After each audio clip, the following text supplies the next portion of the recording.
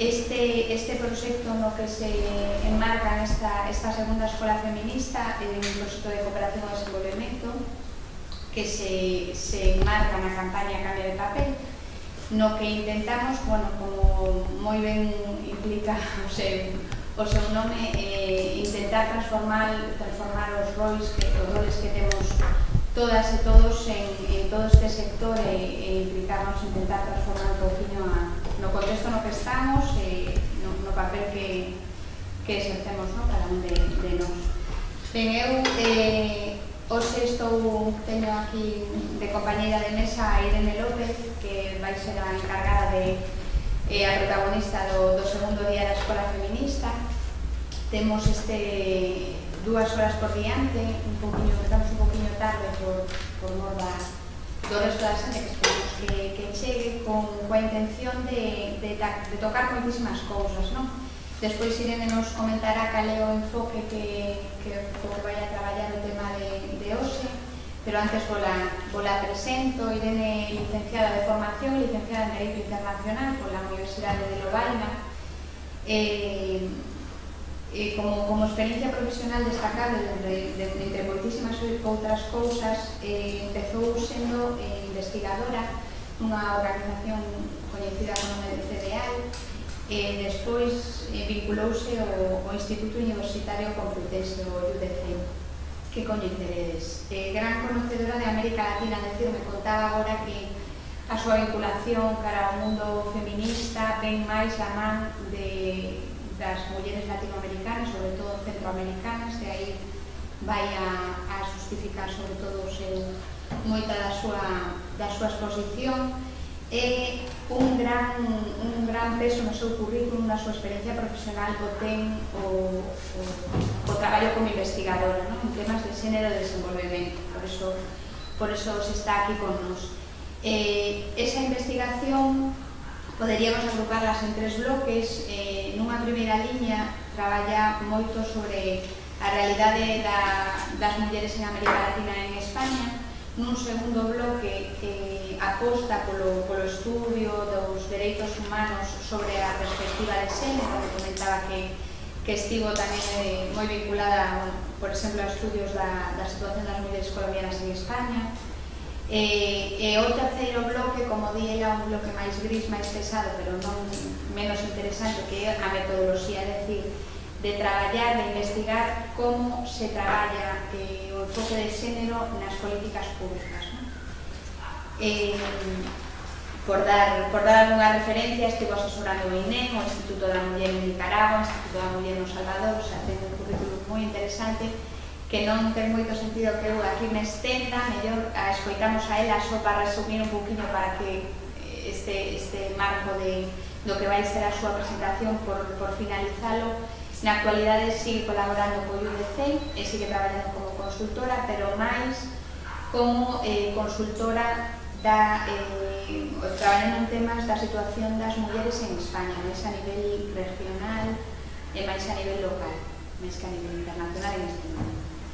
E nada máis que un placer que aceptara a nosa invitación de estar aquí apostando por darlle cada ano máis peso a esta escola feminista, e gracias tamén por asistir a vos. E nada máis, eu xa me quedo por darlle un pouquinho para pechar. A idea que tiñamos, igual que o resto dos días, é unha primeira hora un pouquinho máis de exposición, de peso de Irene, para nunha segunda parte xa máis debate, máis dinámico, e no que participemos todas para que cada unha aporte ou pregunte ou poña encima da mesa o que precise. Nada máis. Adiante.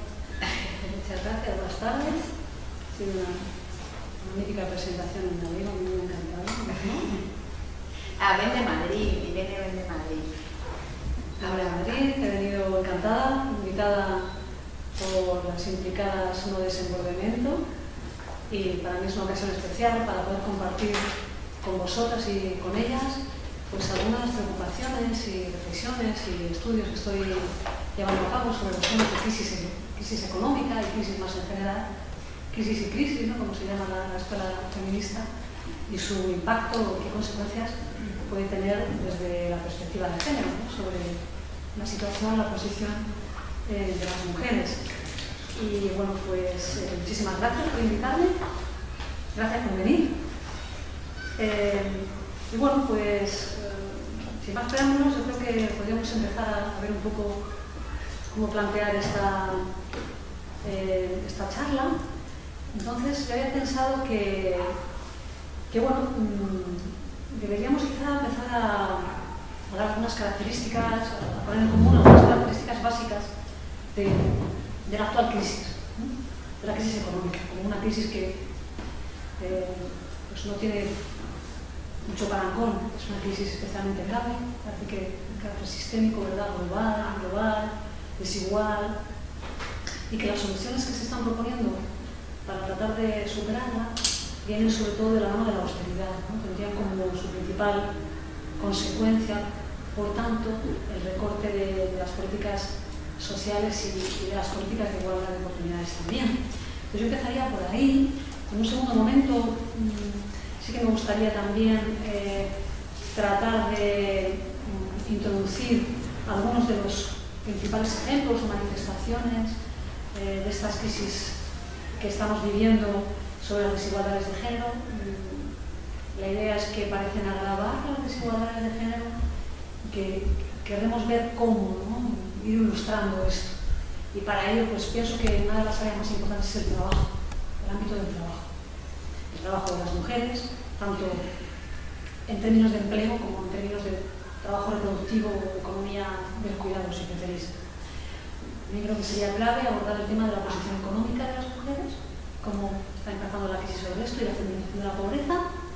Asimismo, hasta qué punto la retirada de las políticas sociales y de las políticas de igualdad pueden tener efectos sobre la posición de las mujeres en las relaciones de género. Y por último, me gustaría referirme también a las consecuencias de la crisis alimentaria y el incremento de la violencia de género que parece tener asociada también la crisis. A partir de aquí también me gustaría, en un siguiente bloque, revisar cuáles han sido las distintas estrategias que tradicionalmente ha puesto en marcha la Cooperación para el Desarrollo para tratar de abordar el problema de la pobreza de las mujeres y también los efectos del ajuste estructural, porque esto no es nuevo, ya ha habido históricamente. La referencia a América Latina, la referencia que tengo en América Latina muy clara es la crisis de los años 80, de la década perdida, y cómo hubo toda una serie de análisis desde la perspectiva de las economistas feministas sobre cómo el ajuste estaba impactando sobre las mujeres del sur en aquel momento. Y esto pues, nos puede servir también tener un poco la idea de tener en cuenta la experiencia.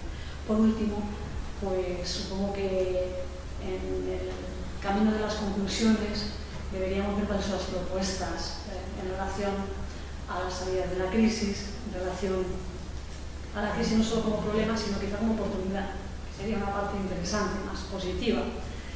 En definitiva, quizá lo que estemos cuestionando es el modelo de desarrollo y lo que estamos planteando es si la equidad de género traería consigo un modelo distinto y un mejor modelo de desarrollo, más sostenible y probablemente menos atado a los propios orígenes y las causas de las crisis como las conocemos hoy. Y de la mano de esta idea parecería de enorme importancia que se diera más peso a la participación feminista y por supuesto a las propuestas de las propias mujeres en cuanto a las soluciones. Bien. Esto daría como para 3 o 4 escuelas feministas. En general me suele ocurrir esto cuando me planteo un tema, salen muchas cosas. Vamos a ir avanzando por este camino a ver a dónde llegamos. Empezando por el principio, esas principales características de la crisis que venía aquí apuntando. La gravedad. Es una crisis muy virulenta la que estamos asistiendo. Está implicando una recesión sin precedentes. En los últimos años, especialmente a partir del año 2008, que sería un poco el punto de arranque, nos enfrentamos en España y en Europa a una crisis económica y financiera muy amplia, de alcance mundial, no solo regional, muy fuerte, intensa, que afecta mucho al crecimiento económico y a la propia solvencia financiera de los países.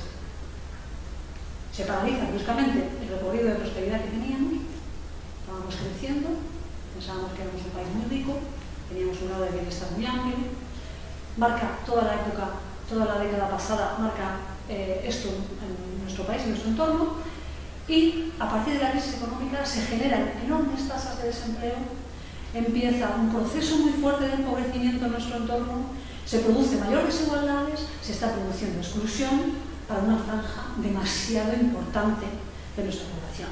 Y donde la perspectiva de género, además, lo que está llamando la atención es que hay un reparto desigual en este ajuste, en esta carga. Es además una crisis que no es simple, no es única, no es solo económico-financiera, por mucho que sea la máxima insistencia de la crisis. Es una crisis sistémica, que tiene que ver con todo el sistema del modelo de sociedad, de economía, de desarrollo, de crecimiento que tenemos. Y además es global, impacta especialmente sobre los países pobres y es global. También tiene su centro en los países desarrollados y exacerba las desigualdades dentro de los países y entre los países. El carácter sistémico significa, sobre todo, que combinan varias crisis de manera interrelacionada. Entonces, ¿a qué nos referimos?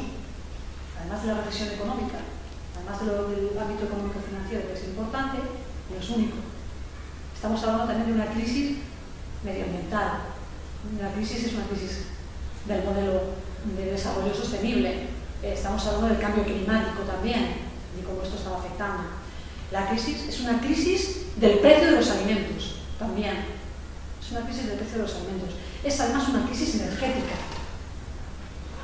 Y también es una crisis de la economía del cuidado. Se está produciendo un proceso de privatización del cuidado, del público hacia el privado, del público hacia los hogares, entre los hogares, en la carga de las mujeres. En último término, todo esto lo que nos representa es una crisis global, es una crisis del modelo total de desarrollo. ¿Cuál es ese modelo? Es el modelo propio del sistema capitalista, un sistema capitalista agresivo, que es el que ha sido promovido en las últimas décadas y que impacta con especial crudeza en los países centrales y en los países de más bajos ingresos.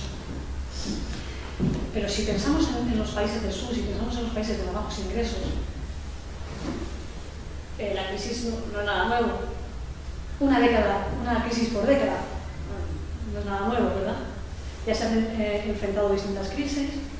También a comienzos de esta década hubo una crisis importante que afectó a los países en desarrollo. Pero la actual, como decíamos, se caracteriza por afectar también a las economías centrales y adquirir proporciones globales, poniendo en evidencia esta interrelación de la globalización, la interrelación entre países ricos, la interrelación de los ricos con los países pobres, de todos los países. Y es una crisis que está teniendo tremendas consecuencias sociales y que también está teniendo consecuencias, y esto es lo que tenemos que investigar, lo que tenemos que pensar, anotar y profundizar, cuáles son esas consecuencias sobre las desigualdades de género también. Esa es la propuesta central de nuestra ponencia. Las soluciones, otra de las características de esta crisis son las soluciones, el tipo de soluciones basadas en la austeridad. Son soluciones que no están teniendo sensibilidad social. Soluciones que se plantean en las crisis no están teniendo ni su visión global ni sensibilidad social y no están teniendo enfoque de género. Están implicando probablemente los mayores recortes conocidos en políticas sociales y en políticas de igualdad y en políticas de cooperación y en políticas de desarrollo, en políticas de cooperación y desarrollo. Los programas de ajuste parecen, las reformas estructurales asociadas a estos programas de ajuste parecen ser el máximo exponente, ¿verdad?, de la política económica. Ese es el máximo exponente de la política económica. Y el objetivo último de estas soluciones es dar confianza a los mercados. Dar confianza a los mercados para cumplir los compromisos de la Unión Europea. Se espera que estas medidas sean capaces de generar crecimiento económico y, por tanto, que sean capaces de volver a generar empleo. A mí me gusta mucho cómo lo explica el profesor Vicens Navarro. No sé si lo conocéis, Vicens Navarro. Tiene un blog, es muy interesante. Él habla del término de austeridad expansiva, según la cual estas políticas de austeridad, es decir, los recortes del gasto público, especialmente del gasto social, y también las medidas orientadas a reducir salarios, se espera, según este dogma, este nuevo paradigma, se espera que estimulen el crecimiento económico al generar la famosa confianza en los mercados financieros, la confianza de los mercados en que los estados van a poder devolver los intereses de la deuda. La reducción de los salarios, la devaluación económica a través de los salarios, que se consigue sobre todo a través de la reforma laboral, facilitaría la competitividad y las exportaciones, que son uno de los principales motores de la economía. Todo este paradigma, todo este dogma, no es más que un dogma. La realidad lo que está mostrando es que las medidas adoptadas no están dando esos frutos pretendidos. Están conduciendo todo lo contrario a lo que se pretende, están conduciendo a un callejón sin salida. Nos están instalando en más recesión, en más empobrecimiento, está afectando precisamente a los grupos más vulnerables y desfavorecidos y, por tanto, a nuestro grado de cohesión social, a la propia cohesión social. En opinión de este profesor, el profesor Vicente Navarro, el dogma a lo que sirve es a los intereses económicos y financieros de la banca y de la gran patronal, y no va a servir para salir de la crisis económica, sino más bien para profundizar. ¿Cuáles son esas principales consecuencias de las recetas de austeridad? ¿Hacia dónde apuntan? Hacia la reducción del tamaño del Estado, hacia la reducción del Estado, hacia una mayor desregulación, hacia una mayor libertad para los mercados y para los especuladores.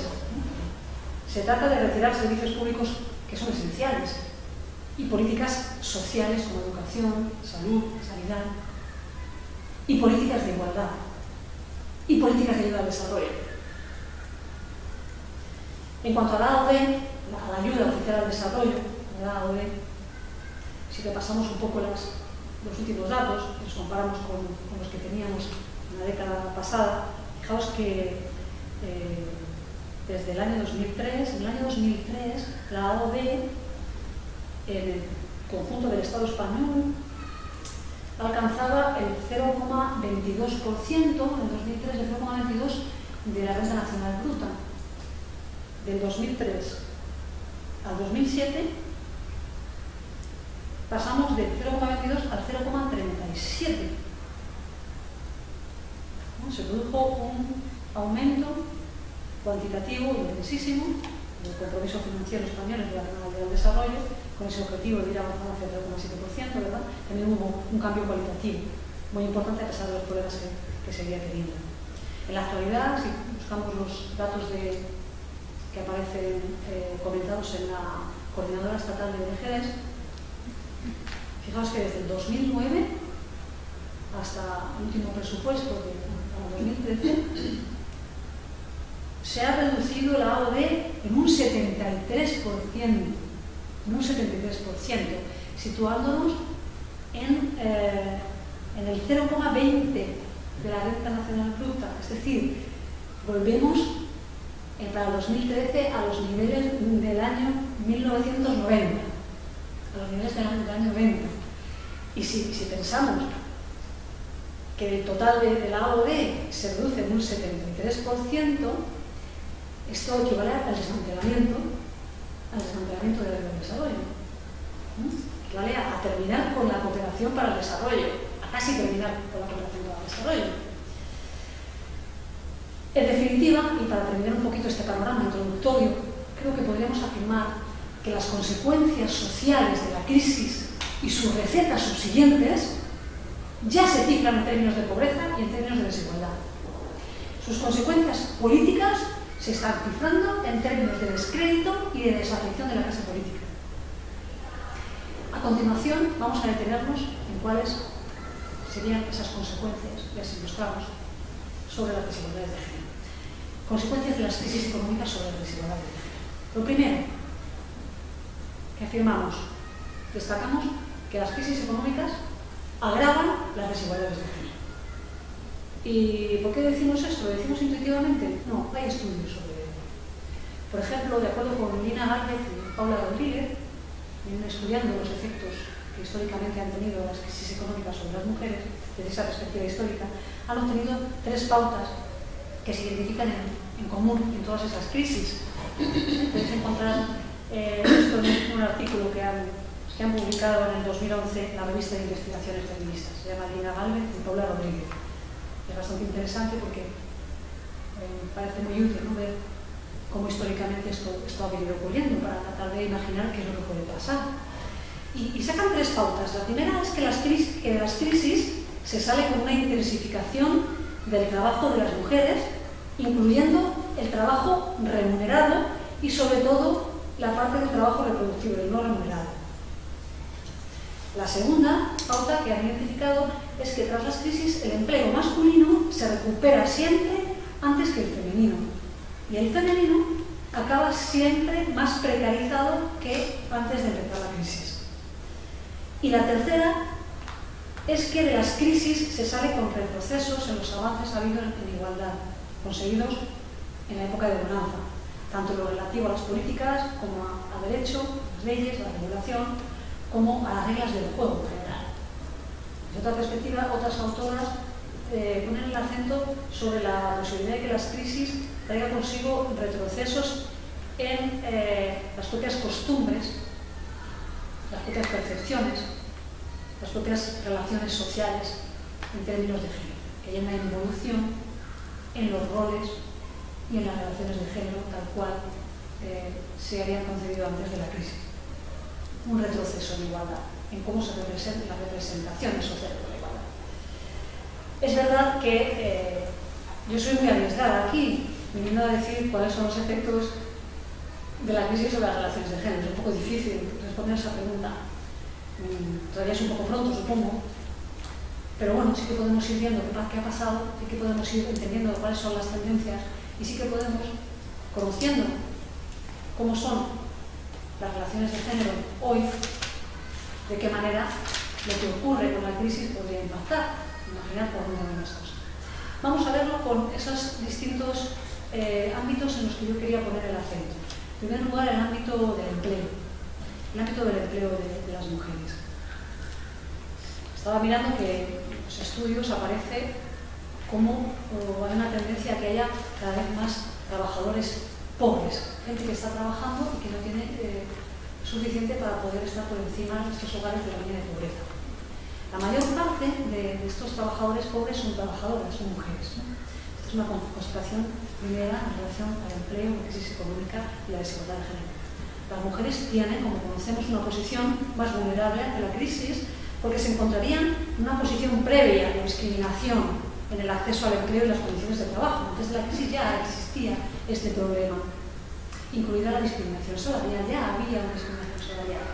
Por tanto, la crisis es lógico que puede impactar más negativamente, de acuerdo a una posición de inferiores condiciones en relación al acceso al empleo y las condiciones de trabajo. Además, las relaciones de género ubican a las mujeres en una posición de tener que compatibilizar este empleo, los empleos para obtener ingresos para el hogar con los roles tradicionales asignados por género de cuidados. Por tanto, hay una doble vulnerabilidad. Además, la tasa de actividad de las mujeres tiende a aumentar durante las crisis, ¿no? Esto nos decían las profesoras que mencionábamos anteriormente.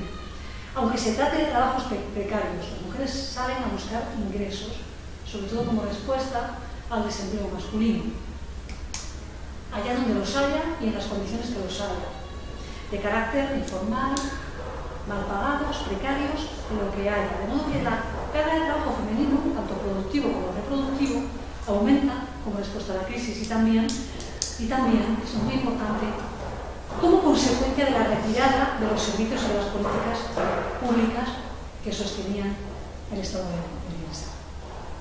El acceso al llamado trabajo decente, en los términos en que la Organización Internacional del Trabajo lo conceptualiza el trabajo decente, es cada vez más difícil, tanto por efectos de la crisis económica como por los efectos asociados a la crisis, es decir, la desregulación laboral que ha traído consigo. ¿Por qué? Pues los trabajadores y las trabajadoras pierden la fuerza que les otorgaba la regulación laboral, los derechos laborales, y también la actividad y la fuerza de los sindicatos está perdiendo fuerza. Las mujeres se encuentran especialmente afectadas en este proceso, porque ya antes estaban más en las márgenes del derecho laboral, y ya antes tenían menor grado de sindicalización en las actividades laborales que llevan a cabo. Están cubiertas menos por los sindicatos y por el derecho laboral. Las mujeres están más afectadas por el desempleo que los hombres, a pesar de que haya una cierta convergencia, al menos en algunos estados como el Estado español. Es verdad que acceden en condiciones más precarias e irregulares al empleo, tienen más tasa de empleo temporal, de carácter parcial, a tiempo parcial, o en el sector informal. Como sabéis, las mujeres constituyen, no sé si lo conocéis, la mayor parte de los trabajadores informales.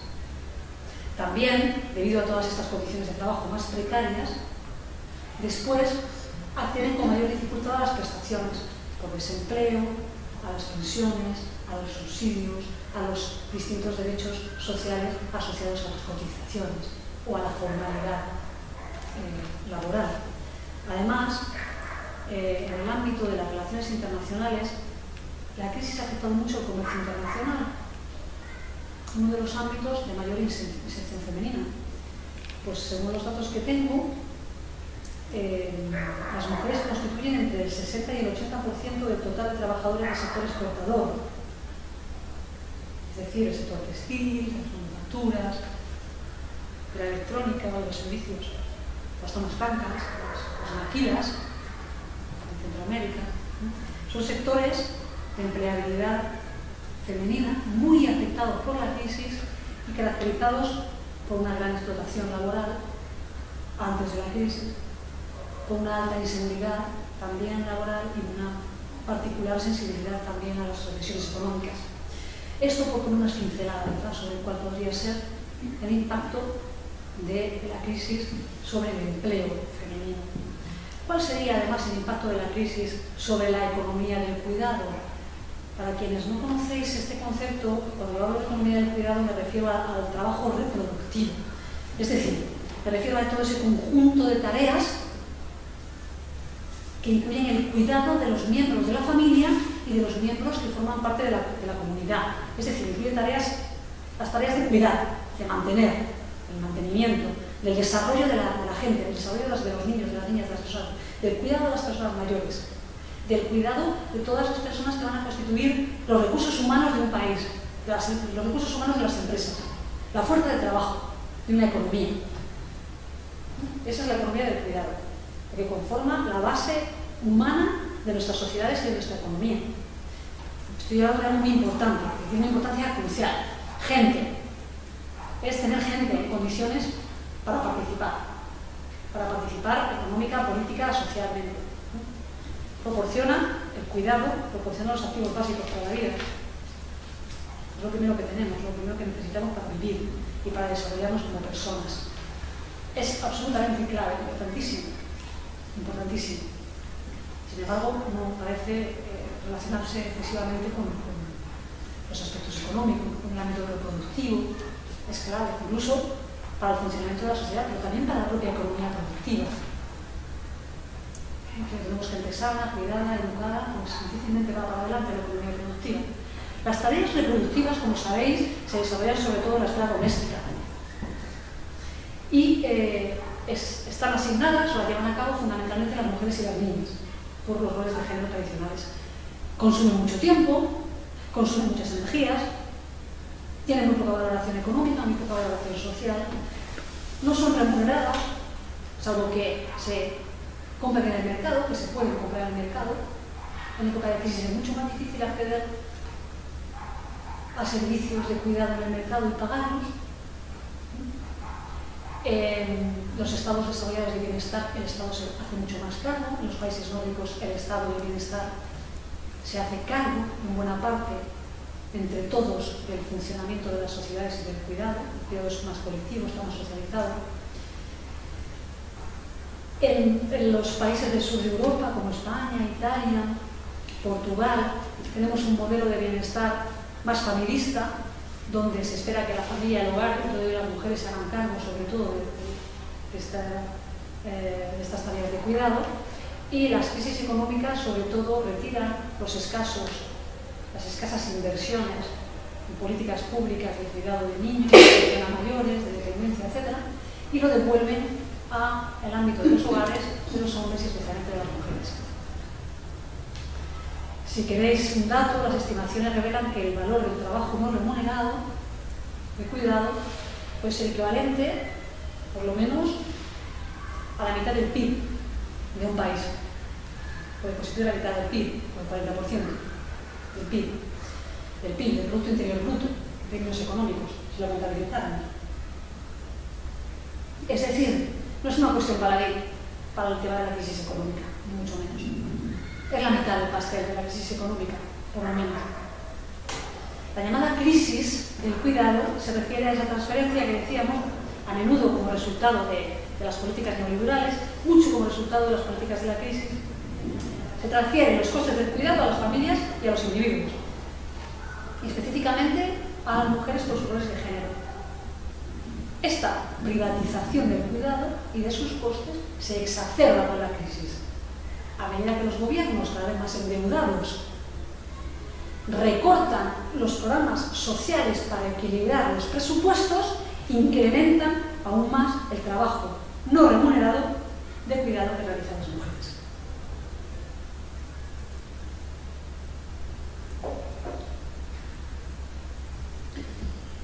Y la economía del cuidado y este trabajo que realizan las mujeres, además, como decíamos a la hora del empleo, lo tienen que compatibilizar con esas otras áreas. Las mujeres tienen que salir a obtener ingresos en condiciones más precarias. Muchas mujeres de hogares pobres se convierten en las únicas proveedoras de ingresos de los hogares,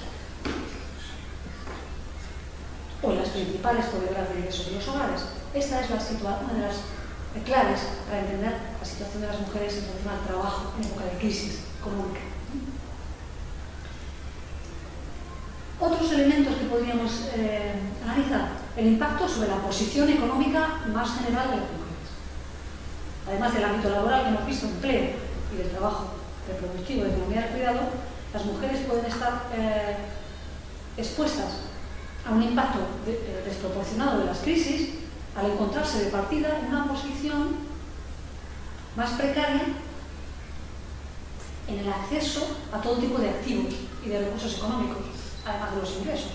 Pueden ser ingresos, pero estamos hablando de la vivienda, hablamos del acceso a la tierra, estamos hablando del acceso al crédito, estamos hablando del acceso a la tecnología, recursos y activos económicos. Esa posición de menor poder económico es una posición común de todas las mujeres en todas partes del mundo. Explica por qué a las mujeres les afecta en definitiva en mayor medida la pobreza. ¿Por qué se produce la feminización de la pobreza? Además, cuando las mujeres obtienen determinados recursos, pensemos en ingresos, por ejemplo, no siempre deciden sobre esos ingresos.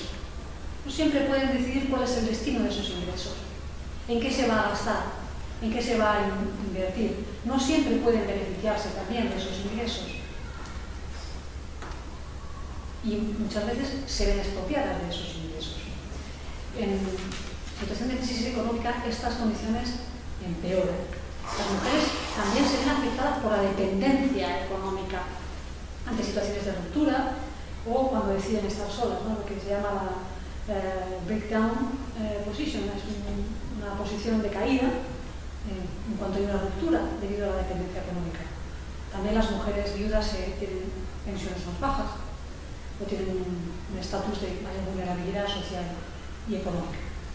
La vulnerabilidad económica de las mujeres también se explica porque muchas veces los derechos que tienen sobre los bienes y sobre los recursos económicos son informales, son de carácter informal, no tienen la propiedad, no tienen los títulos para hacer valer esos derechos, por ejemplo, en relación a una reforma fiscal o una reforma sobre la propiedad de la tierra o en relación a una ruptura.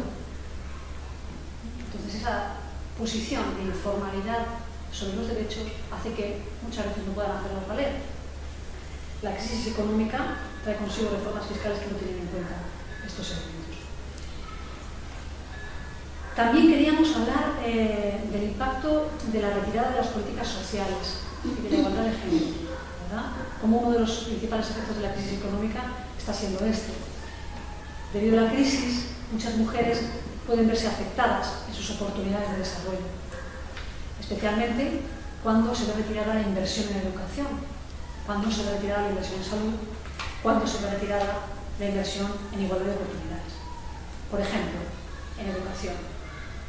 Las niñas se pueden ver apartadas de la escolarización debido a la crisis y no pueden terminar su ciclo de estudios primarios. Nos alejamos del ODM 2, el Objetivo de Desarrollo del Milenio 2, Educación Universal. ¿Por qué? Pues porque por la crisis deben cuidar en mayor medida a sus hermanos pequeños, o porque se ven obligadas a generar ingresos a las familias, o porque se quedan embarazadas, o porque simplemente se considera demasiado costosa la educación de las niñas en un contexto de mayores restricciones en los ingresos. Muchas veces los padres prefieren invertir en la educación de los niños varones porque la consideran más productiva a largo plazo.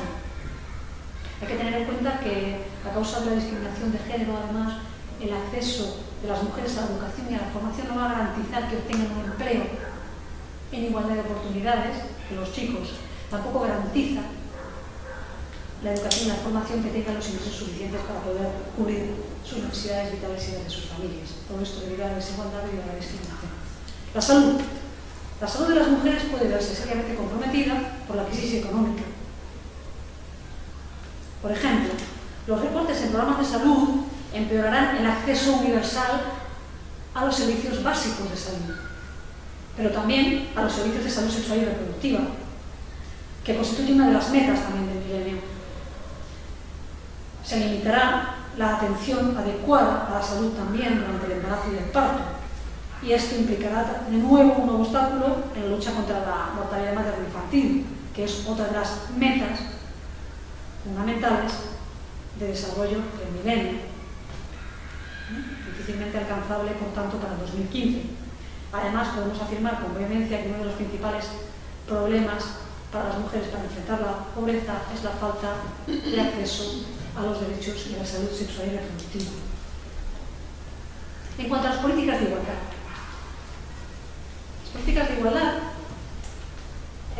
sabemos que uno de los principales problemas en los procesos de ajuste es que se caen, ¿no? Las políticas de igualdad, ¡pum!, con el proceso de ajuste se desvanece. El desvanecimiento de las políticas de igualdad desaparece. Hay como determinadas áreas de política pública que son especialmente vulnerables a los recortes, que pueden considerarse como menos prioritarias. Parecería que la igualdad de género forma parte de esas áreas de política pública que dejan de agendarse, que se caen de la agenda con cierta facilidad. Hay muchos avances que se han dado por las políticas de igualdad de oportunidades. Las políticas de género es obvio que han contribuido a la igualdad de género y que en época de recortes precisamente se pone de manifiesto que se pueden perder estos esfuerzos ya realizados tanto a nivel nacional como en el nivel de la cooperación internacional.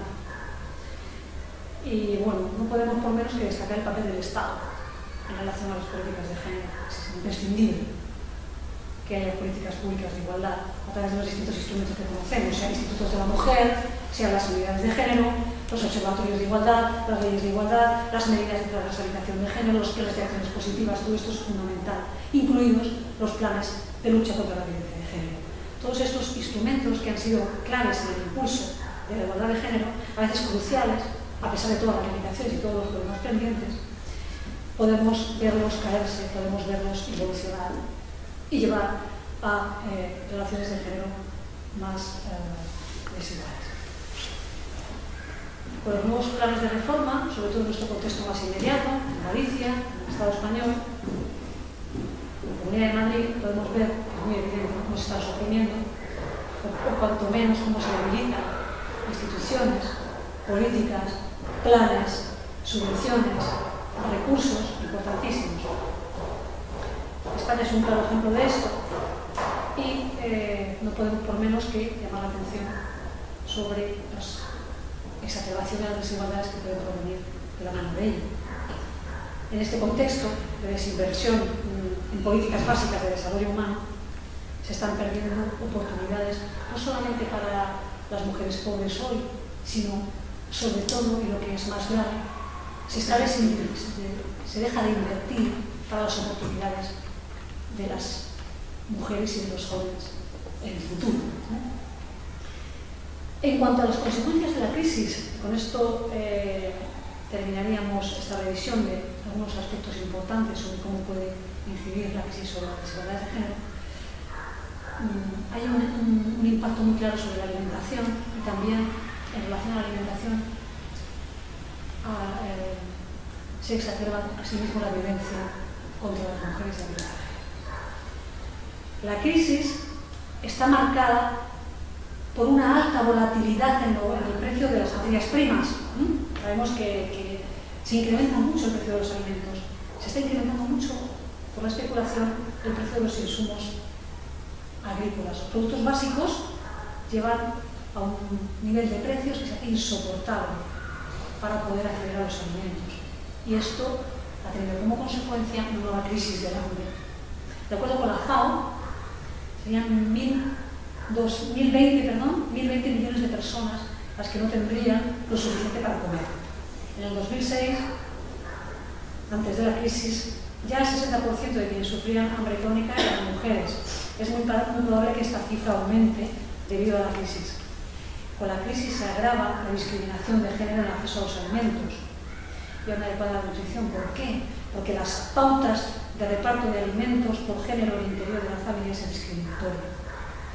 La experiencia de la crisis anterior está poniendo de manifiesto que se incrementa la mortalidad infantil y que las tasas de mortalidad infantil ya altas podrían elevarse en algunos países y regiones y que las niñas se verían probablemente más afectadas. El incremento de los precios de los alimentos está asociado con consecuencias como, por ejemplo, un incremento de la deserción escolar de las niñas, el empeoramiento de la atención sanitaria, la violencia de género y el tráfico de personas para su explotación sexual. Esto nos lleva de la mano del incremento de la violencia de género, debido a la crisis en todas sus manifestaciones. Se produce un incremento de la violencia sexual, de la violencia doméstica y de la violencia patrimonial. ¿Por qué?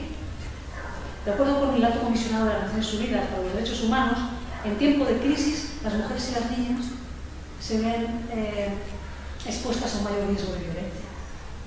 Subida de precio de los alimentos, mayores dificultades de acceso a los ingresos, mayor presión sobre las familias y sobre los hogares. Todo esto aumenta los incidentes, se disuelven los incidentes de violencia en contra de las mujeres y de las niñas. Fijaos que de acuerdo con un informe del Banco Mundial, que me resultó esto muy llamativo, que hemos estado documentando este punto, me llamó muchísima atención este dato. Fijaos, si bien los niños y las niñas se benefician por igual del incremento del PIB, del Producto Interior Bruto per cápita, cuando cae justamente, cuando hay una recesión repentina, una reducción repentina del PIB, se ven mucho más perjudicadas las niñas.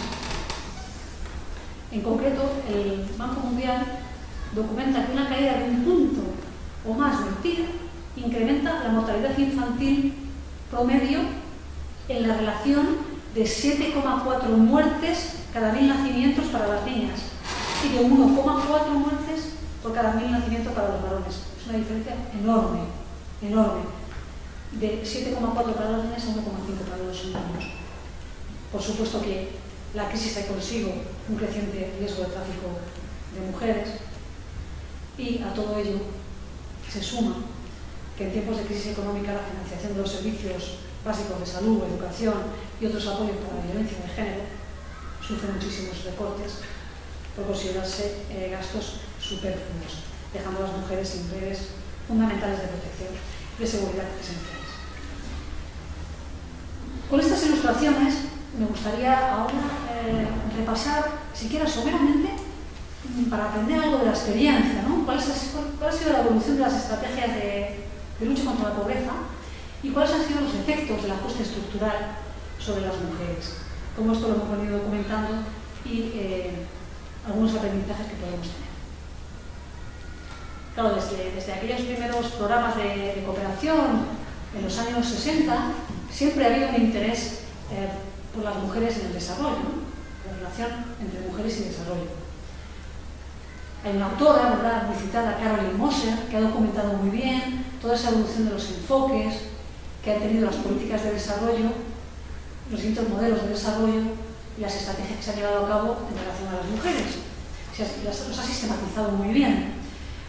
Había unos primeros enfoques, un primer enfoque llamado de bienestar, en aquellos años 60, donde parecía que las mujeres no tenían mucho que ver con el desarrollo económico, ¿verdad?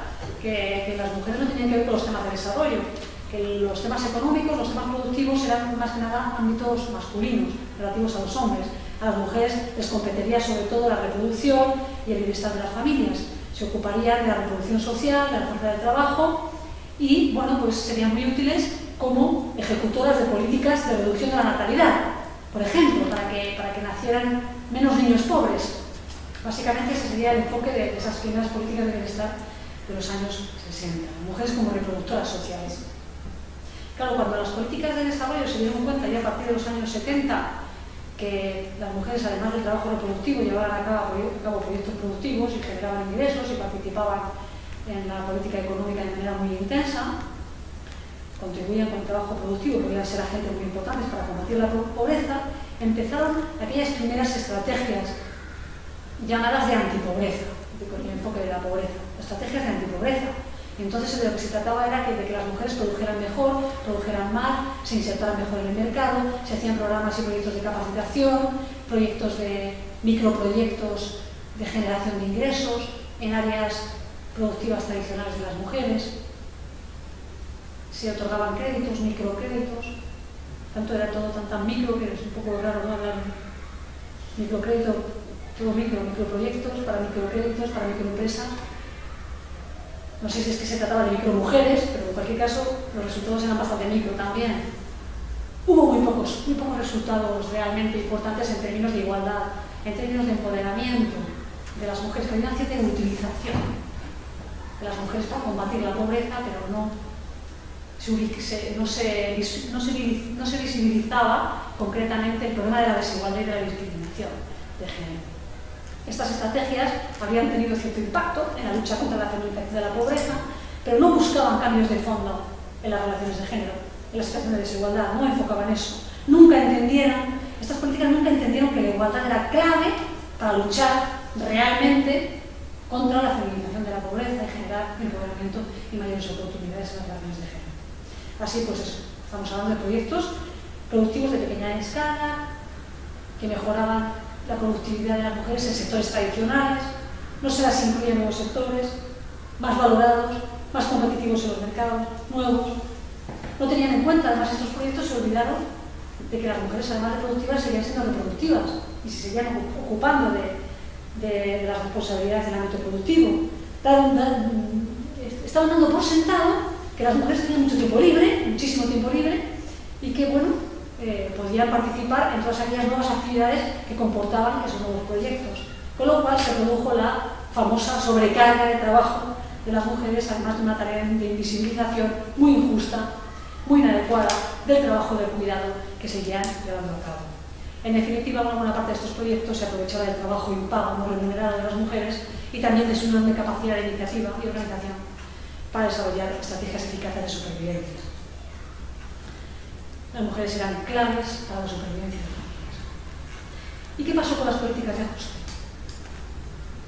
Pues frente a los limitadísimos efectos de esos proyectos antipobreza, de carácter específico y de pequeña escala, en la igualdad de oportunidades, probablemente en aquellos años 70 y 80, lo más determinante de lo que les pasaba a las mujeres en América Latina en aquellos años fue la crisis económica y la aplicación de políticas macroeconómicas subsiguientes, el ajuste estructural. Esto sí que tuvo unas consecuencias determinantes sobre el estatus de las mujeres en sus economías, en sus comunidades, en sus sociedades, contribuyendo a profundizar la desigualdad y de su mano la llamada feminización de la pobreza de las mujeres de aquellos países. Me gustaría que no nos olvidáramos de esa experiencia, que podría ser muy útil hoy. Durante esa crisis económica de los 80, la llamada crisis de la deuda, hoy pasa lo mismo. Tenemos una crisis de la deuda de especial virulencia en aquel momento en América Latina, tanto que hubo una década perdida. Hoy se habla de que quizá dure una década esta crisis, cueste una década salir de ella. La década perdida de América Latina de los años 80. En estos años se documentaron ampliamente los efectos del ajuste sobre muy buena parte de la población de esos países, y estas consecuencias se hicieron en términos de pérdida enorme de la calidad de vida, en términos de empobrecimiento y de desigualdad. Las economistas feministas trabajaron mucho en esos años para documentar ampliamente los efectos especialmente negativos que estaba teniendo la crisis, que estaba teniendo esa política de ajuste sobre las mujeres. Y documentaron mucho sobre el notable papel que éstas se veían obligadas a jugar en términos de estrategias de supervivencia para amortiguar los efectos del ajuste sobre las comunidades y sobre las familias. De esto ya sabemos, esto ya se vivió, esto ya se documentó, esto ya se denunció, y sobre esto se intentó construir un nuevo modelo de desarrollo en los años 90 que se llamó ajuste con rostro humano, y se volvió a llamar la atención sobre el desarrollo humano, ¿verdad? En este sentido, en los 90, Saskia Sassen también es una autora muy interesante, que habla de los procesos de globalización, hablaba sobre que no se está feminizando la pobreza, sino que se está feminizando la supervivencia también. Cada vez son más importantes, a partir del año 2000, y más con la crisis, la producción alimentaria de supervivencia, de subsistencia, el trabajo informal de las mujeres, la emigración, la prostitución como alternativas de supervivencia para las mujeres. Además, las mujeres están contribuyendo al desarrollo de sus países a través de la industria del sexo, del espectáculo, de las remesas de dinero que envían a sus países de origen.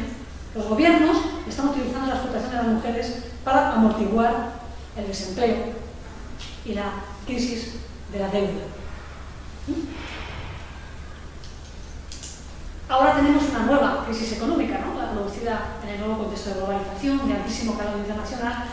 Quizá lo más novedoso es que implica a los países centrales, nos empobrece y nos influye a nosotros directamente. Y de nuevo tenemos políticas de ajuste subsiguientes. Y de nuevo esto implica recortes sociales. Y de nuevo esto acaba con las políticas de igualdad. Y de nuevo esto tiene efectos de empobrecimiento y de mayor desigualdad de género. No parece lógico olvidarse de todo lo que pasó, no parece lógico olvidarse de experiencias anteriores, no parece lógico sostener que las políticas sociales, y en especial las políticas de igualdad, sean producto de la bonanza económica. No parece lógico pensar que sean políticas del derroche, políticas del superávit, y que en época de crisis, precisamente, cuando más necesidades sociales, cuando más desigualdades se generan, sean prescindibles.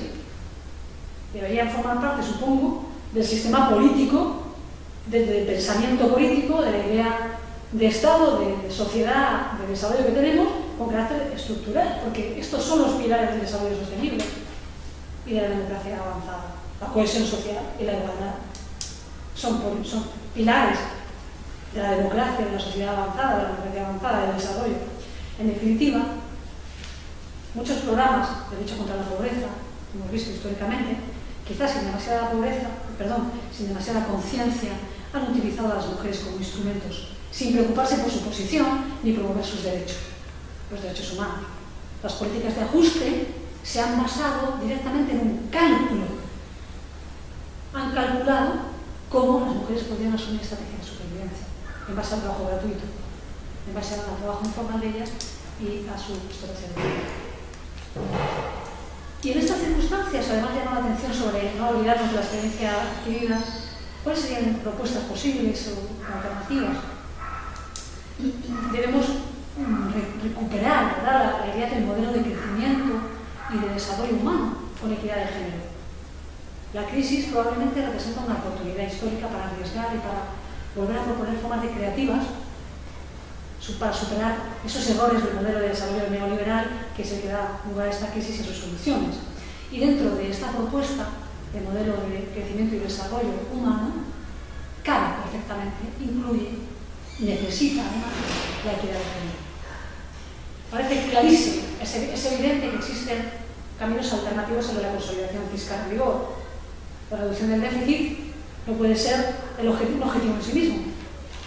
Tiene que ser un medio, supongo, junto con otras medidas de crecimiento para generar confianza de los mercados, mejor confianza de las ciudadanas y de los ciudadanos en la reactivación económica, para poder mantener un modelo de sociedad que refuerce los valores del Estado social, del Estado de Derecho, del Estado democrático, del Estado de Derechos, de la cohesión social. Y para ello necesitamos la igualdad de género, y para esto necesitamos la cooperación para el desarrollo.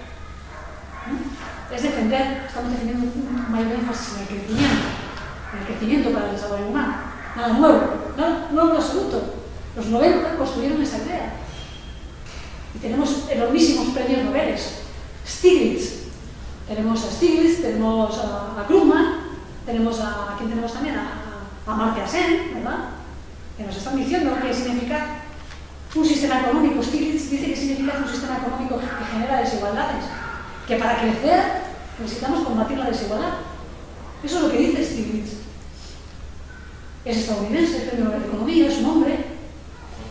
Paul Krugman dice que podemos salir de la crisis creando puestos de trabajo y manteniendo derechos sociales. Paul Krugman. Amartya Sen defiende la necesidad de plantearse un capitalismo que sea capitalista, que lo reformemos, donde quepan los mercados, pero también instituciones del Estado. Vamos a nombrar a una chica, porque como no hay muchas premios Nobel, tenemos una premio Príncipe de Asturias de las Ciencias Sociales, recientísima, ¿verdad? Martha Nussbaum. Martha Nussbaum, que a propósito mola un montón esta tía, mola un montón, ha propugnado una visión del desarrollo como libertad. Es la creadora de la idea del desarrollo humano. Ella, en todos los 90, ¿no? Forma parte de ese equipo, con Amartya Sen se conoce menos. Y ha propugnado el desarrollo de las capacidades humanas, más allá del crecimiento económico. Esta idea de poner en el centro a las personas y sus capacidades, esa idea de la felicidad, ¿no? Más allá del crecimiento económico, de la libertad, más allá del crecimiento económico. Esta es la idea de este equipo de Martha Nussbaum, que le han dado el premio Príncipe de Asturias de Ciencias Sociales. Y la igualdad de género forma parte de ese modelo. Es un modelo que se fundamenta en valores internacionales compartidos de justicia y de igualdad. Incluye el valor de género. Hoy día, el sistema internacional de derechos humanos, por suerte, recoge los derechos sociales como un valor en sí mismo, que no admite evaluación en términos de eficiencia financiera. El modelo de desarrollo que persigue el crecimiento es precisamente el modelo del desarrollo humano, el de los derechos sociales y el de la igualdad de género, el de Martha Nussbaum, el de Amartya Sen, de Paul Krugman, toda esta gente estupenda que piensa tan bien y escribe tan estupendamente. No nos podemos olvidar de los ODM, que se adoptaron en el año 2000, ¿verdad?, como estrategia central de las Naciones Unidas para el avance de los países hacia el desarrollo. A mí siempre me llamó la atención que los ODM parecían pensados solo para los países del sur o para los países de desarrollo. Yo pensaba que debería ser un marco común para todos los países. Los objetivos de desarrollo del milenio lo que dicen es que hay que luchar contra la pobreza. Eso dicen. Dicen que tiene que haber educación para todo el mundo. Dicen que la salud sexual y reproductiva debe ser de acceso universal. Que hay que luchar contra las enfermedades, contra el VIH y SIDA, contra la malaria, enfermedades como el paludismo, que todas las personas deben tener derecho a la salud básica. Eso dicen los ODM. Los ODM dicen que hay que tener un desarrollo sostenible, respetuoso con el medio ambiente. Los ODM dicen que el desarrollo tiene que tener una igualdad de género y que todos los países tenemos que ponernos en conjunto de acuerdo para poner todas las energías para buscar una asociación para ese desarrollo. Eso dicen los ODM del año 2000. En el año 2005 se revisaron las metas concretas con indicadores y empezaron a ponerse alarmas de que no se llegaban. La siguiente revisión, la última, antes de que se adopte otra cumbre con otros objetivos y otras metodologías, será el año 2015. Y lo que estamos haciendo es aplicar políticas de austeridad aquí y cargarnos toda la ODE y toda la cooperación para el desarrollo. ¿Qué será de los ODM en 2015? ¿Qué será de la lucha contra la pobreza? Los propios objetivos de la Unión Europea no incluyen solo la austeridad. La estrategia 2020 de la Unión Europea incluye la lucha contra la pobreza también en Europa. El empleo, la salud, la educación, el conocimiento, la defensa y la protección del medio ambiente, la igualdad de género. Todo ello forma parte de los objetivos de crecimiento y de desarrollo de los ODM de la Unión Europea. En 2015 esperemos que nos muestre un estrepitoso fracaso de la comunidad internacional para resolver los principales problemas de la humanidad en los que por fin nos hayamos puesto de acuerdo. Los derechos de las mujeres y la igualdad de género como objetivo de desarrollo no puede ser ignorado ni soslayado en este contexto. No puede ser así. La igualdad es una cuestión de justicia y de equidad, es un derecho humano, es un derecho fundamental, reconocido en los principales instrumentos internacionales de derechos humanos.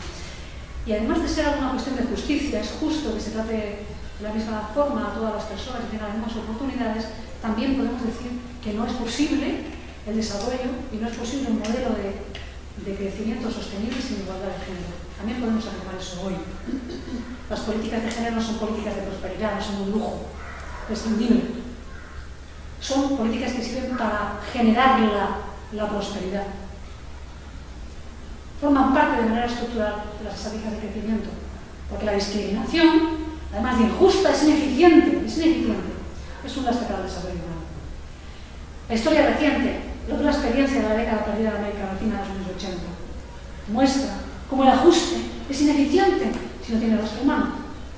Ese modelo de desarrollo y crecimiento va a estar enfocado al desarrollo humano, a los derechos humanos, porque al final el ajuste no genera crecimiento, sino pobreza, exclusión y enorme desigualdad, como se demostró ya en aquellos años perdidos latinoamericanos, ¿verdad? Los países del sur empezaron realmente a salir de su desarrollo y a crecer solo cuando recentraron sus políticas hacia el desarrollo humano incluyente y con equidad de género. Propuestas. Retomar esta idea del desarrollo. Propuestas. Más participación feminista. Necesitamos más participación feminista. No menos, más. Necesitamos las propuestas de las mujeres y de los hombres afines con la equidad de género. Necesitamos más propuestas. En el centro de las propuestas se llaman movilizaciones. Necesitamos ayuda mutua, necesitamos estos grupos, necesitamos cambiar el papel, movilizarnos y apuntarnos, ¿no? Entonces necesitamos hacernos más socias, necesitamos hacernos más voluntarias, necesitamos movilizarnos más, implicarnos en el desarrollo. Todo eso necesitamos mucho esto. Las soluciones a la crisis, ¿de dónde vienen? ¿De dónde están viniendo? De los mismos actores que la producen. ¿Cuáles son las respuestas legítimas a la crisis? Las de la gente, las de nosotras, las del debate realmente democrático y participativo, en el que se impliquen gobiernos y sociedades civiles. Las decisiones que se adopten deberían estar mucho más orientadas a dar respuesta a las necesidades de la gente, al cumplimiento de los derechos humanos. Muchas mujeres, como estamos viendo, se están viendo afectadas por las crisis y por los procesos de consolidación fiscal, de las que no son responsables, en las que no han participado en absoluto, sobre las que no han tomado ninguna decisión. Esto es un clásico. Las mujeres se ven afectadas por los marcos jurídicos políticos, por las decisiones económicas y macroeconómicas, enormemente, y no han participado en absoluto en sus decisiones. Las mujeres están viendo cómo a su alrededor se desvanecen las políticas sociales y de igualdad, sin que se tengan en cuenta sus puntos de vista, sin que se tengan en cuenta sus propuestas, sus soluciones a la crisis. Por eso es tan importante la participación feminista en los procesos de toma de decisiones. Necesitamos tener más participación feminista en la salida de la crisis. ¿Por qué? Porque el feminismo defiende el modelo de desarrollo inclusivo, sostenible, humano, el que habla Stiglitz, humano, el que es realmente sostenible, que es para las generaciones futuras. Esa es la propuesta feminista, defiende los derechos de todas las personas y no está de acuerdo con la desigualdad de género y no está de acuerdo con la violación de los derechos de las mujeres. Por eso necesitamos una participación feminista. Es una clave de salida de la crisis. La participación feminista es una... Necesitamos un modelo distinto. La participación feminista nos lo va a traer. Espero. Las propuestas que están surgiendo en los foros de alto nivel, tanto europeos como internacionales, deberían integrar más el análisis de género. No lo están haciendo. Deberíamos saber más cómo van a repercutir esas medidas en la gente, en las comunidades. No lo estamos viendo. No sabemos cómo va a impactar a los distintos grupos sociales. No se está teniendo en cuenta esto. Hay una obsesión porque cada vez haya más equilibrio presupuestario, financiero, y no sabemos cómo los presupuestos van a impactar a los distintos grupos sociales. No tenemos presupuestos con enfoque de género. No estamos viendo cómo se asignan recursos para las políticas de igualdad. No sabemos cómo va a impactar en definitiva la retirada de las políticas sociales a hombres y a mujeres. Eso es muy importante. Por eso necesitamos más participación feminista, más análisis de género y más propuestas desde las mujeres. Es verdad que los logros en el desarrollo social en las últimas décadas han sido limitados, han sido importantes, no se pueden perder, no podemos perder eso. En este sentido, necesitamos volver a traer encima de la mesa los compromisos con los derechos de las mujeres. Ha sido la Convención de la Mujer, la Convención para la Eliminación de todas las formas de discriminación en contra de las mujeres, en el 79, la Plataforma para la Acción de Beijing, no pueden quedarse papel mojado, los ODM, el ODM3, el de igualdad de género. Estos no pueden ser negociables en la salida de la crisis. En este sentido, frente al desmantelamiento del estado de bienestar, frente a esto que está ocurriendo, las mujeres se movilizan, se están movilizando, proponen alternativas, tanto en el ámbito europeo, como en el ámbito gallego, como en el ámbito español, como en el ámbito internacional. Es súper claro este papel de las organizaciones feministas aquí. ¿Por qué? Necesitamos la denuncia de lo que está pasando, la denuncia de las respuestas a la crisis. Necesitamos propuestas distintas para salir de la crisis y necesitamos documentar los efectos de la crisis sobre los hombres y las mujeres y las relaciones de género. Probablemente, si hay algo que está caracterizando la adopción de las políticas de ajuste, es la opacidad. Es su opacidad, es su unilateralidad. Los responsables políticos están eludiendo alegremente los instrumentos de control parlamentario o social. Se están cargando la buena práctica democrática. En reacción a ello, tenemos movimientos sociales, distintos movimientos sociales que reivindican mayor participación, con mucha razón, y control sobre la elaboración de las políticas, incluidas organizaciones feministas españolas e internacionales, que proponen más democracia paritaria y toda una serie de medidas que buscan preservar los logros de las políticas de igualdad de género. También hay una propuesta muy interesante, clásica, ¿verdad?, que ya he estado sugiriendo a lo largo de la ponencia, y es la valoración del trabajo de cuidado. Esta propuesta, poner la economía del cuidado también en el centro de la evaluación de la economía, en el centro de las medidas en relación a la crisis económica. Cuando hablamos de crisis económica también hay crisis del cuidado, y hay que ponerlo ahí en el medio, valorar el trabajo de cuidado dentro del modelo de crecimiento. Propuesta clásica, pero que cobra enorme relevancia en época de crisis. ¿Por qué? Porque se retira el Estado. ¿Por qué? Porque se está privatizando. ¿Por qué? Porque se delega la responsabilidad del Estado a las mujeres, quienes están prestando de forma gratuita los cuidados que ya deja de asumir el Estado. Mínimo de propuesta justa. En los mínimos de propuesta justa es que se contabilice, es que se mida, es que se contabilice este aporte de las mujeres en esos marcos económico-financieros que tenemos ahora. En todos esos marcos económico-financieros de las comunidades autónomas del Estado, de los organismos internacionales.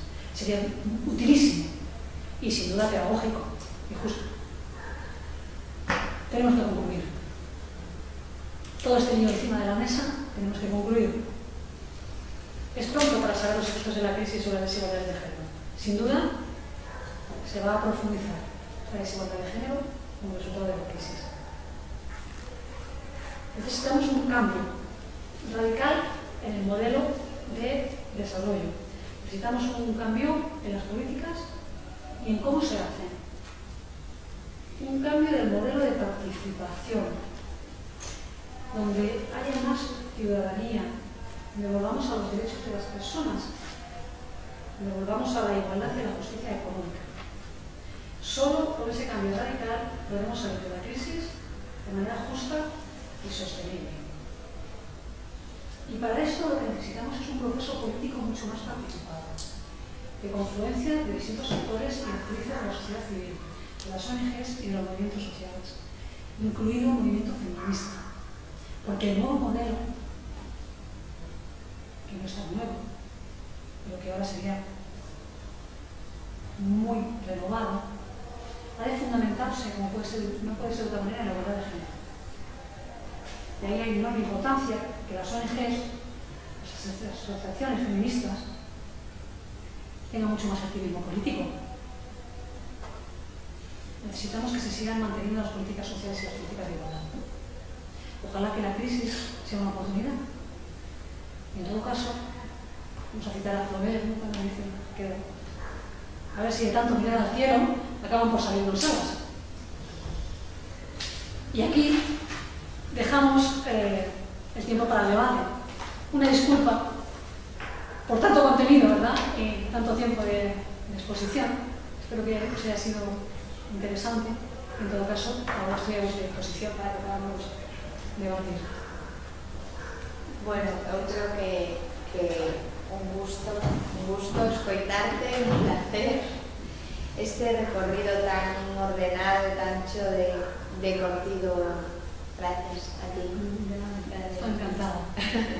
Una suerte poder compartirlo con vosotras. Sí, a pena é que, bueno, que o nivel de aforo non sexa o esperado, pero ahora vamos a aproveitar esta media horiña escasa que temos. Non sei se antes de que Irene sei que ven con alguna pregunta para picarnos, non sei se temos alguna dúbida, algún comentario, algo que queirades aportar, tratar, preguntar. ¿Queréis venir para acá, ya que estamos en Petit Comité? ¿Queréis que rompamos un poco el formato? ¿Sí? Sí. ¿Sí? Pues creo que volvemos pues, a una situación, como decías, más precaria, ¿no? Sobre todo con el tema también de más que de igualdad de género, yo creo que el tema de género estamos como en la comunidad, ¿no? Yo tengo la suerte de vivir en una comunidad ordenatoria que tenemos 12 lenguas maternas y se habla de igualdad cuando no puede ser partir de una igualdad porque uno está hiperconectada, ¿no? Porque una cosa es lo que ponga la ley sobre las cosas y otra cosa que la realidad. Creo que la igualdad de género a mí me molestó muchísimo, aquí, por ejemplo, no sé si fuera de la ley. Aquí antes lo que eran las concejalías de igualdad, antes eran de mujeres. A mí me gustaba ese nombre, ¿no? La vocalía de mujer, en las asociaciones vecinales y demás. El cambiarlo por igualdad me parece que fue una trampa, porque borró para mí una realidad de que había hombres y mujeres por una apuesta, imagino, de esa equidad, lo que casi no existe, ¿no? Entonces la trampa del lenguaje para mí existe mucho en esto de la crisis, que no aparecemos por ningún lado. Bueno, lo decías tú del Estado, lo primero que se cargaron los segundos fue el Ministerio de Igualdad, de lo que ustedes te recortar, Sí, pues venga, ¿no? Vamos, y nadie dijo nada. No, entonces, que me ha gustado mucho, no creo que tendría que ir a casa, ¿sabes? Pensando mucho en manera de Eso puedes hacerlo. Digo que no tengo mucho como a reflexionar sobre cosas que te planteas, ¿no? O que las echas de menos en algunos de los debates de cuando hablamos de la crisis, ¿no? Solo creo que estamos muy preocupados, obviamente, porque por la parte económica, digo, ¿no? Por tratar de tu sobrevivencia, pero que miramos muchas cositas que están alrededor y no veo que salgan ni los medios de comunicación, ni justo lo que dices de... Yo creo que lo que nos falta a la ciudadanía es la denuncia y la protesta. No sale, bueno, este foro y somos 5, ¿no? Entonces, realmente, aunque haya foros, es muy poquito, ¿no? Está muy diluido, pero vamos a pensar que está diluido y que no somos capaces de llegar, ¿no? Pero no sé qué ideas muy interesantes. Sí, eu por ir así como sinalando cousas que me gustaron moito, ¿no? O sea, no digo que quiera sintetizar con este tipo de expresións que me quedei, pero que simplemente me gustaron, ¿no? A tipo resumo, ¿no? Genial. Que me...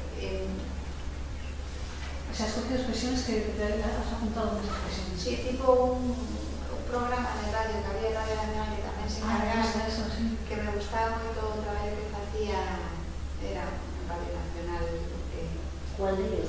Un día cualquiera, desde Lucas, Juan Lucas, como se chama o que facía despois o resumo do perfil da persoa que entrevistaba? Carlos... Sí, Carlos.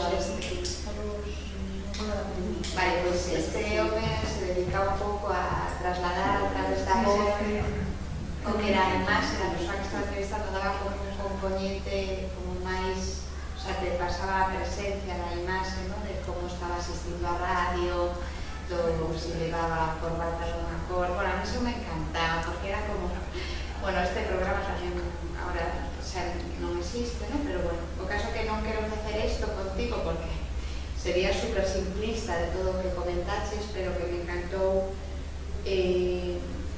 expresións tipo Bueno, a parte da crisis da economía do cuidado, me parece que é para unha escola feminista directamente do interesante que é, do pouco que sae, incluso da visión economicista que se lle podería dar a isto para que pudera entrar no debate da crisis, ¿no? Para que empezara a ter un poquinho de forza de cara ao peso que podería ter o valor do traballo das mulleres en todo este sector, das aboas no momento de botar a man de toda a enfermedade, de todas as demencias que hai agora como consecuencia do momento no que estamos.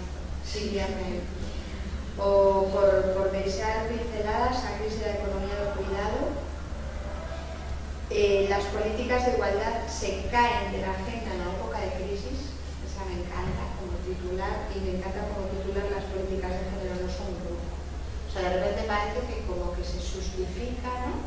Que hay tal, igual que cando eu falaba con Irene de como poder enfocar isto do medo que podes ter en función do enfoque que poda ter a charla ou o debate, de justificar de si coa que está caendo aquí temos que seguir invertindo en temas de desenvolvemento, que parece algo como que, o sea, ti incluso cando comentas a que te dedicas sempre hai alguén que te dice, bueno, claro, que é normal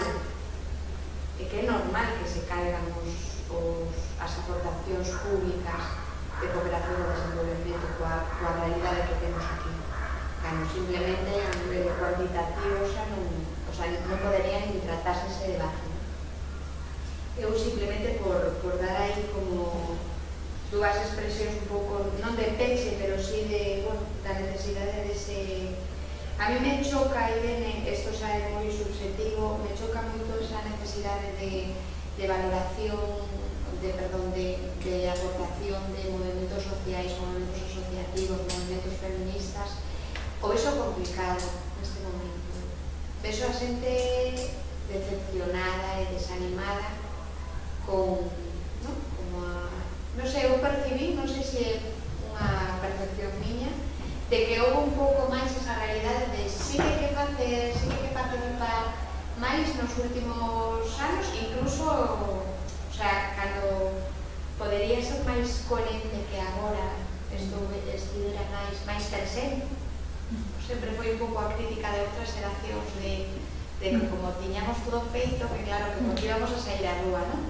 Pero ahora realmente se está vendo que hai un nivel de decepción tan elevado a nivel de políticas de Estado, a nivel de institucións, de públicas ata económicas.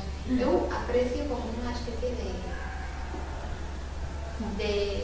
bueno, é unha percepción miña. Isto se digo que... Yo me gustaría comentar una cosa sobre eso, porque como ya he hablado muchísimo, lo comentaré después, por si ellas quieren decir alguna cosa primero. Y luego ya, hay una cosa que quiero decir sobre esto, ¿vale? ¿Me voy a contar qué? Una pregunta que os quiero hacer. Pero bueno, he disfrutado muchísimo. No me gusta lo que yo no estoy para nada de acuerdo. Yo creo que hay en todo caso sería un sentimiento de decepción, pero creo que en todo caso de quienes intentan gobernarnos hacia el poco que tienen. Porque los momentos sociales son momentos que van variando, porque la representación que tenemos los ciudadanos a veces constituye un momento de voluntarioso de dar o negar, y de repente se cambian los movimientos ciudadanos, de repente fluye hacia una violación máis hacia o local, tratamos de querer participar moito todo o mundo, darse moita xente social de amnistía, de Greenpeace, ou non sei. Eu creo que non é tanto que a xente non este por facer o cambio, non? O que pasa é que eu creo que neste momento hai como un foso entre, un foso, ou non sei, entre túnel, e non se pode ver unha sima destas do mar, entre todo o que decidiremos sobre políticas, sus programas, a ver, os objetivos do milenio. Os objetivos do milenio non cree ninguén, ni en 2015, ni en 2020, porque en el momento que se consiguieron, ao ano seguinte, o que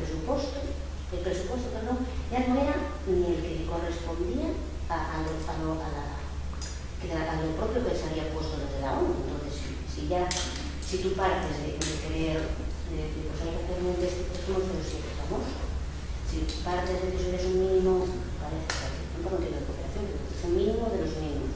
Y nosotros, como decías tú, ¿no? Si partes de un 0,2 a un 0,3, qué bien, y de repente, no sé qué dato dabas, ¿no? Pero que volví a bajar.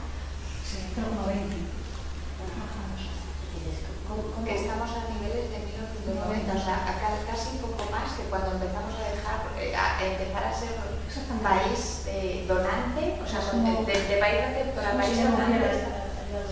Económicamente no hay recursos para los niveles. El problema es ajuste estructural, de la historia de Ghana, de Sierra Leona, de los países que de la historia. Pero lo que lees, me refiero de medios de expresión, de no nadie. Y dices, ¿qué me estás comparando? Eso me resulta muy difícil de entender. ¿Por qué no ha sido la experiencia de los países en desarrollo? Igualdad de género, ¿Una cosa de soberbia o...? Claro, no sé. ¿Por qué no?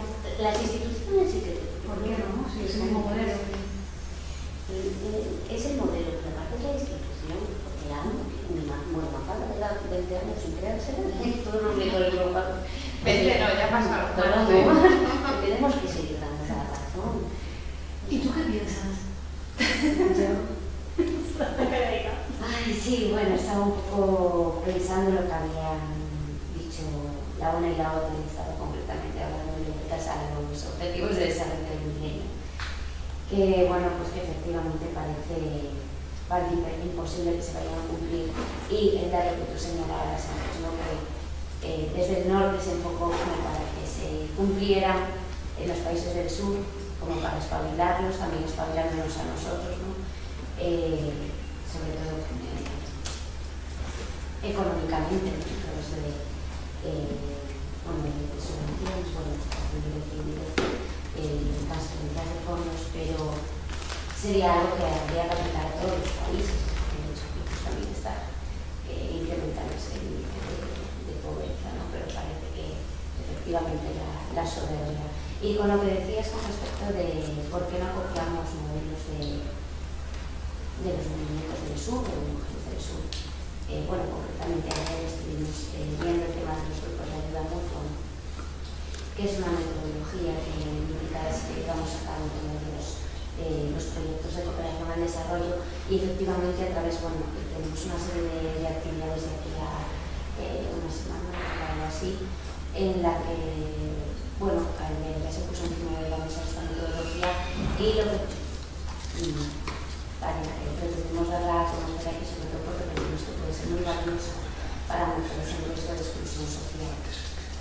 Y vale, pues que es una metodología del sur, muy efectiva, pues que da muy buenos resultados y bueno, que aquí no se está poniendo en práctica porque no adoptar nosotras una herramienta que se empieza a usar con mujeres del sur y aquí pues puede ser perfectamente con determinados colectivos. ¿Y vosotros? No sé. Sobre si queréis hablar de si estoy a lo mejor seguro, no sé, ¿no? No sé, de lo que queráis hablar de esto otra cosa, ¿eh? Sobre lo que comentaba también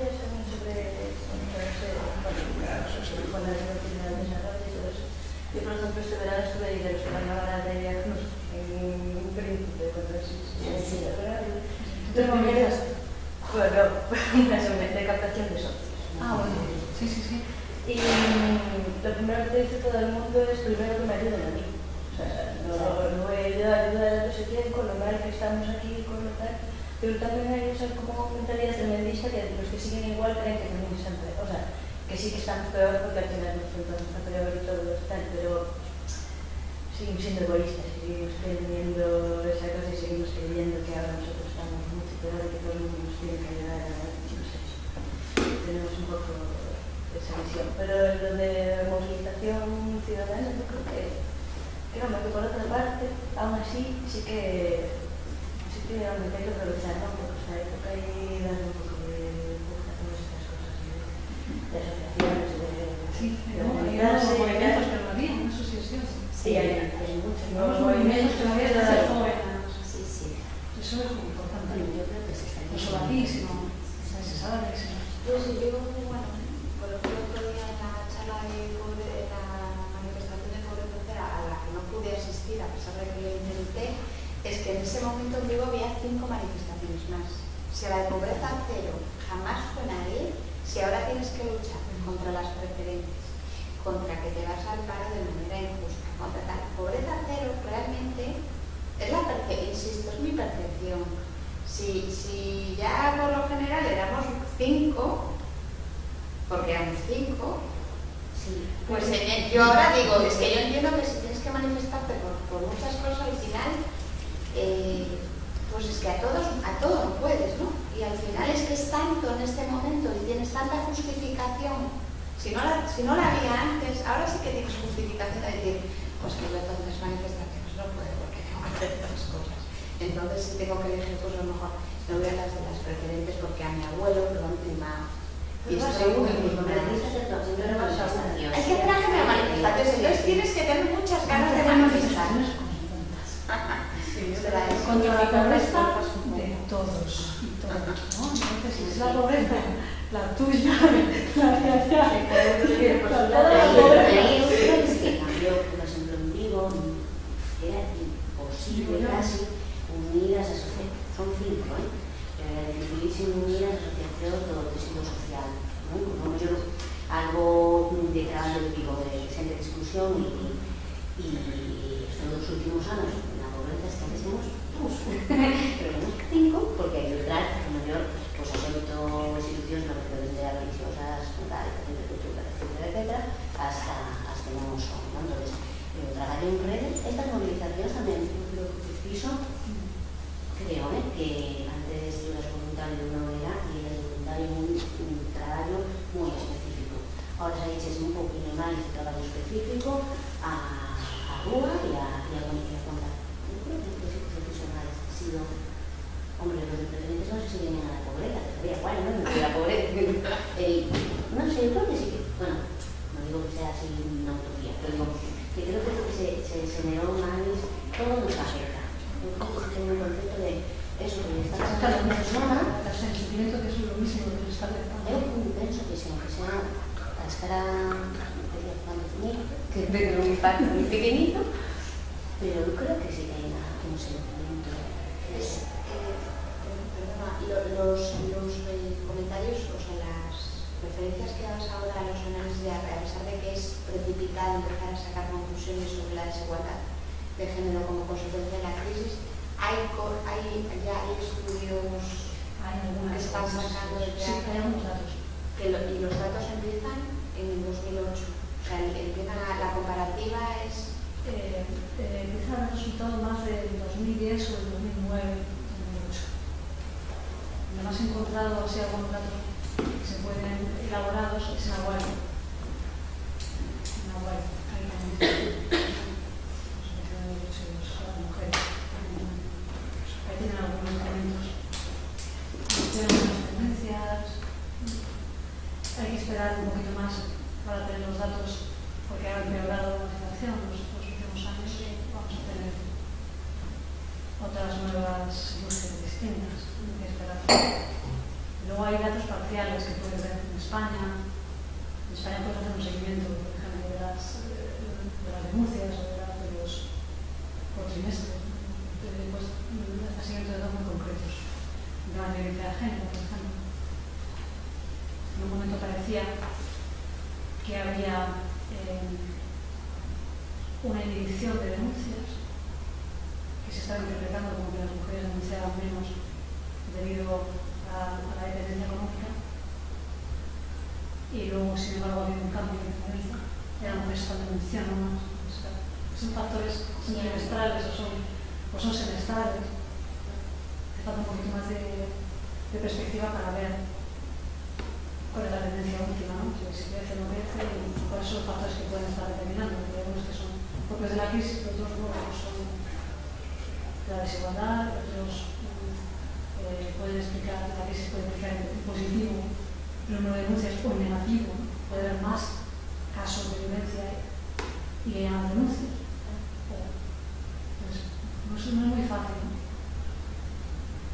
relacionar unos factores con los otros.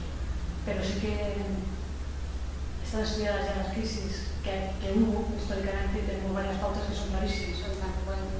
Que son clarísimas. Entonces, que va a haber una desigualdad, que las políticas de género son políticas precarias y que se caen, eso sí tiene esa señal. Eso ya está Es fácil que sea de la agenda, ¿qué es lo que hace que un tema sea prioritario políticamente? Esa es una pregunta muy interesante. ¿Qué hace que un tema sea prioritario políticamente? ¿Cómo lo mantenemos en la agenda?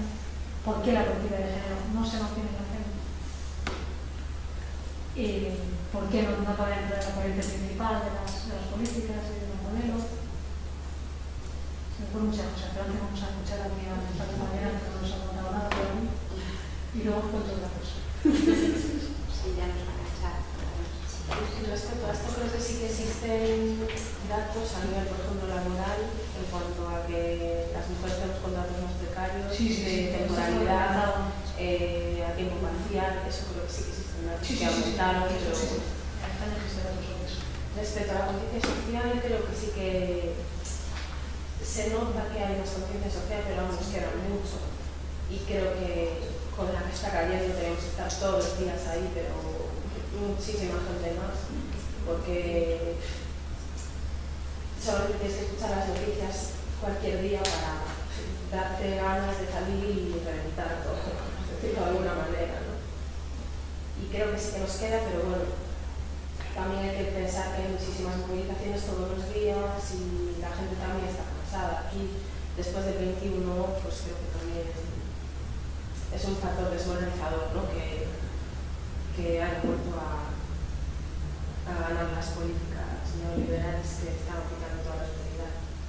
Y luego, pues que me gustó mucho la conferencia y yo ahora mismo me veo un panorama muy negro, la verdad. Soy mujer, tengo 30 años, llevo más de 8 meses parada, tengo muchísimas dificultades para encontrar trabajo. Afortunadamente tengo una habilidad de protección oficial y por lo menos puedo estar indemnizada, tengo unos ahorros, pero sí que me veo un panorama negro en el sentido de que, pues, siendo mujer en edad fértil y con las perspectivas que hay de recuperación, e incluso cuando acabe la crisis, las dificultades que vamos a tener, sí que personalmente sí que estoy decepcionada y sí que veo unas perspectivas muy negras para nosotros. Cuando dices una edad fértil, ¿te refieres a lo que puede limitar en tu opción para tener hijos? Por ejemplo. Bueno, me refiero a edad fértil primero porque yo ya no voy a poder elegir cuando tengo hijos, porque por mí lo estudiaría ya, pero no puedo. Y segundo, porque en una entrevista de trabajo, un hombre y yo, y en una entrevista de trabajo, aunque yo sea laboralmente más competente, va a tener más posibilidades un hombre, porque yo, como tengo 30 años, pues me voy a casar y voy a tener hijos dentro de poco. Entonces, tanto a nivel laboral como a nivel de mi opción sexual. Tengo datos sobre eso, hay una llamada. Sin embargo, en Grecia, comentaba que son los datos de 2008-2009. La tendencia era que las mujeres volvían a asumir papeles iguales tradicionales porque el ámbito de lo productivo les terminaba por resultar imposible. No renunciaban y preferían ser ama de casa, tener niños, criaduros y personas. Sí, pero la forma de resolver la crisis. Volver a pagar. Aquí se resuelve. Claro, exactamente. Claro, si no tienes a nadie en casa. Porque también tengo entendido que en Grecia las mujeres que no tienen dinero, al parir en el hospital le sacan a los niños. Creo que sí, las mujeres que no tienen medios económicos, creo que, bueno, en algún sitio lo leí no hace mucho.